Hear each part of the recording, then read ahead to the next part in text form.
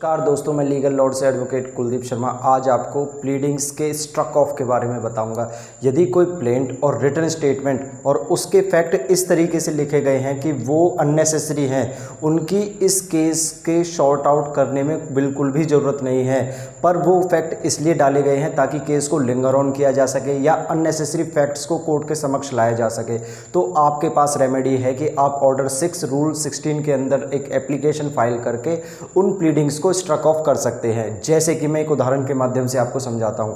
यदि कोई प्लेंट आपके अगेंस्ट फाइल किया गया है और आप डिफेंडेंट हैं, जब भी उस प्लेंट की कॉपी आपको मिलती है और आपको रिटन स्टेटमेंट फाइल करने का जब मौका मिलता है, तो उस प्लेंट के फैक्ट्स को पढ़ने के बाद आपको लगता है कि उस प्लेंट में कुछ ऐसे फैक्ट्स लिखे गए हैं जिनमें वो कंटेंट हैं जो मेरी मानहानि को करते हैं, वो ऐसे कंटेंट है जो इस केस के कॉज ऑफ एक्शन से रिलेटेड ही नहीं है या अननेसेसरीली डाले गए हैं, तो आपके पास रेमेडी बचती है कि आप उस रिटर्न स्टेटमेंट के साथ साथ एक एप्लीकेशन ऑर्डर 6 रूल 16 के अंदर फाइल कर सकते हैं और उसमें माननीय न्यायालय से ये दरखास्त रख सकते हैं कि जनाब इसमें जो जो फैक्ट डाले गए हैं, जो अननेसेसरी फैक्ट्स हैं इस प्लेंट में, उनको डिलीट करा जाए, यानी कि उनको ख़त्म करा जाए और प्लेंटिव को ये डायरेक्शन दी जाए कि वो एक अमेंडेड प्लेंट न्यायालय के समक्ष रखें।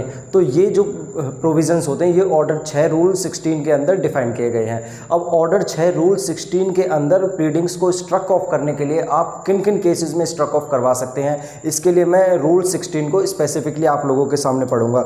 रूल 16 कहता है striking out of pleadings the court में at any stage of the proceedings. तो आप ये बात ध्यान रख लीजिए, यदि आपको प्लीडिंग्स को स्ट्रक ऑफ करवाना है तो आप किसी भी स्टेज पर ट्रायल के आप ये एप्लीकेशन फाइल कर सकते हैं। अभी मैंने उदाहरण दिया कि WS के साथ, ये तो वो स्टेज है जब आपको प्लेंट को पढ़ने के बाद लगे, लेकिन आप उसके बाद भी यानी कि जजमेंट के प्रोनाउंस होने से पहले पहले किसी भी स्टेज तक इस एप्लीकेशन को फाइल कर सकते हैं।